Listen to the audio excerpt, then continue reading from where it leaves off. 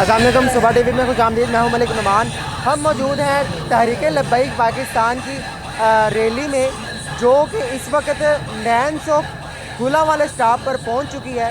یہ کراچی سے ریلی چلی، کراچی سے آتے ہوئے مختلف علاقوں سے مشکلات عبور کرتے ہوئے یہ ریلی اس ٹائم لاہور میں پہنچ چکی ہے اور لاہور سے اسلام آباد کی طرف روانہ ہونے والی ہے۔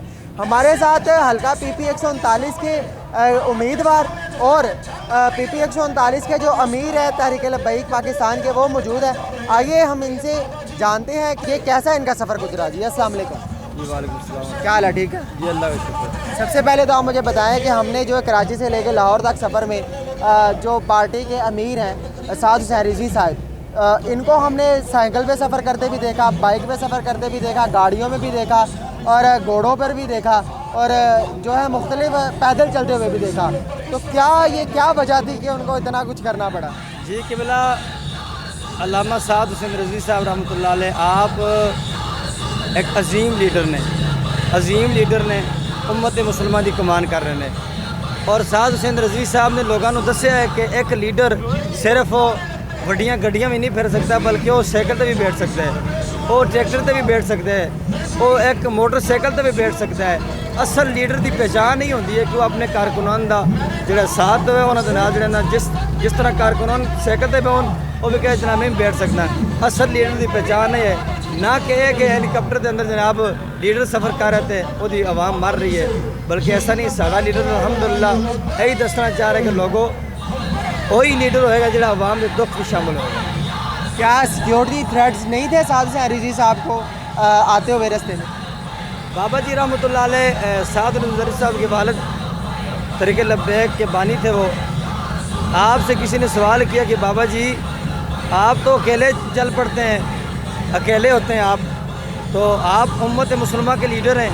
آپ نے فرمایا کہ میں اللہ کا قرآن پڑھتا ہوں، قرآن سے بڑا محافظ کوئی نہیں ہے۔ اور سعد حسین رضوی صاحب بھی یہ دنیا کو بتانا چاہتے ہیں کہ پاکستان جو ملک ہے رسول اللہ کے قدموں کی وجہ سے بنا ہے، حضور کے قدموں کی خاک کی وجہ سے بنا ہے۔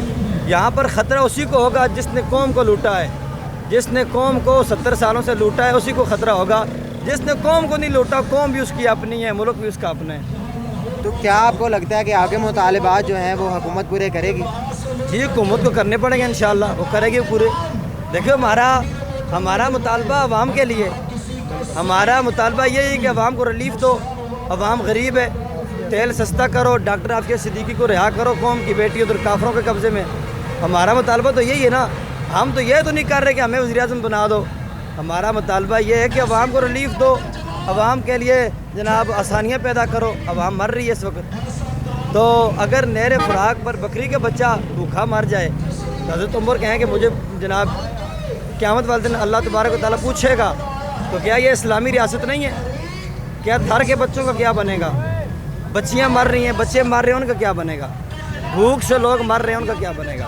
اس لیے ہم نکلیں گے۔ ڈاکٹر عافیہ صدیقی کے بارے میں آپ کا کیا خیال ہے کہ اگر ان کو بھی پھر بھی اتنا کچھ کرنے کے بعد بھی رہا نہ کیا گیا، ان کو اگر آزاد نہ کیا گیا، تو کیا آپ کا لائے عمل ہو؟ لائے عمل جو ہمارے میرے محترم کال دیں گے، ہم تو لبیک کے حاضر ہو جائیں گے۔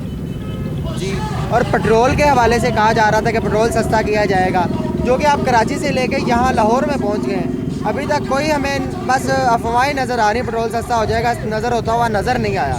تو کوئی پٹرول کے علاوہ بھی کوئی ایک مطالبہ جو آپ کا اب تک پورا کرنے کی حکومت نے آپ سے بات کی ہوگی ہم پورا کریں گے؟ یہ حکومت والے ڈرامے بازیاں کرتے ہیں۔ ویسے 20 روپے سستا کر کے 5 روپے سستا کر کے 20 روپے بڑھا دیتے ہیں، 2 روپے سستا کر کے جناب 10 روپے بڑھا دیتے ہیں۔ اب ہم نکلیں میدان میں، میدان بھی لگا ہوا ہے، تو جس طرح میرے محترم فرمائیں گے انشاءاللہ اس طرح ہی ہوگا۔ یہ کہا جا رہا ہے کہ تحریک لبیک کو یہ پورا 1 سال گزر گیا، یہ حکومت آئی، اس 1 سال میں بہت کچھ ہوا، لیکن تحریک لبیک کو اتنا ٹائم کیوں لگا اپنا فیصلہ سنانے میں کہ ہمیں اب ریلی نکالنی چاہیے؟ ہم آج کے نہیں ہیں، یہ تقریباً 4-5 ماہ پہلے ہمارے میرے محترم نے کال دی تھی کہ پٹرول سستا کریں آپ۔ پھر ہماری ایک ریلی بھی ہوئی تھی، ہڑتال بھی ہوئی تھی، تو ہڑتال کے بعد پھر رمضان قریب تھا، رمضان آ گیا۔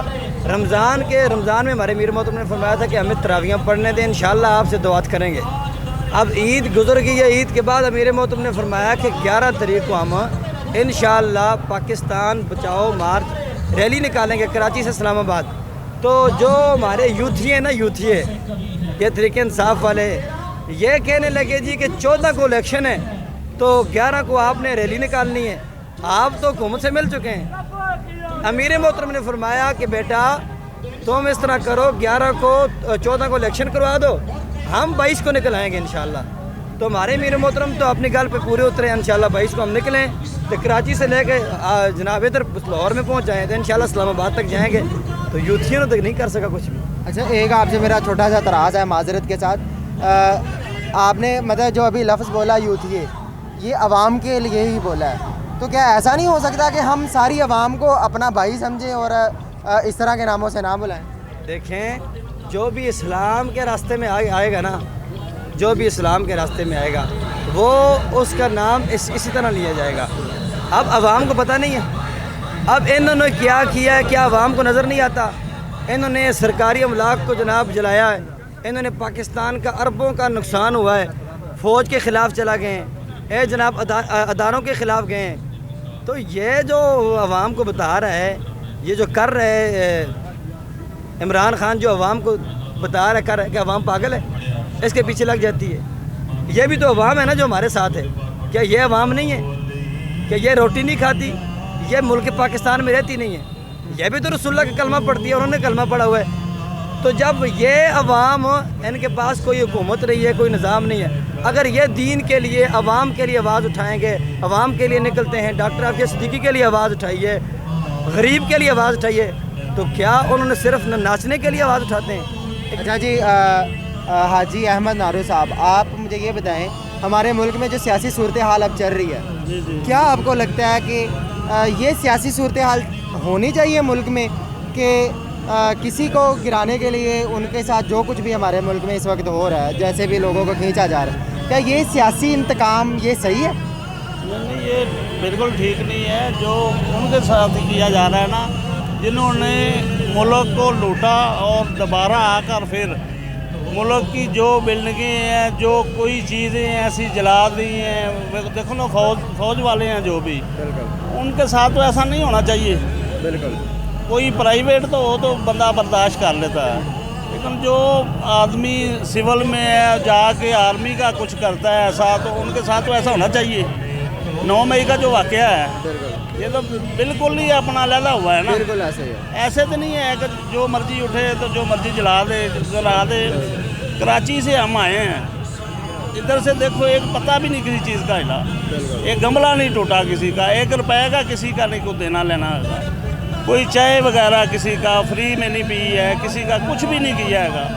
تو ادھر ہم آئے ہیں بس، تو راستے میں کسی کا نقصان نہیں کیا، تو ہم نے تو کسی سے نہیں سنا کہ آپ نے یہ کیا ہے وہ کیا ہے، انہوں سے ہی ہوا ہے نا جنہوں نے کیا ہے، یعنی جو ذمہ دار ہیں، جو 9 مئی کے واقعے کے ذمہ دار ہیں، ہاں جی، حقیقی ذمہ دار، ان کو سزا ملنی چاہیے۔ ان کو سزا ملنی چاہیے، بالکل ملنی چاہیے۔ بالکل جی، اس بات میں میں حق پہ ہوں۔ ہاں جی، بالکل رعایت تو میں نہیں کے ساتھ ہوں ہونی اس بات میں۔ چاہیے۔ ہاں جی، تو سیاست اس کے لیے، سیاست کا کیا مسئلہ ہے، سیاست تو چلتی رہتی ہے بس، چلتی رہتی۔ کیا لگتا ہے تحریک لبیک پاکستان اگلے اب جو الیکشن ہوں گے اس میں جو ہے حکومت حاصل کر پائے گی؟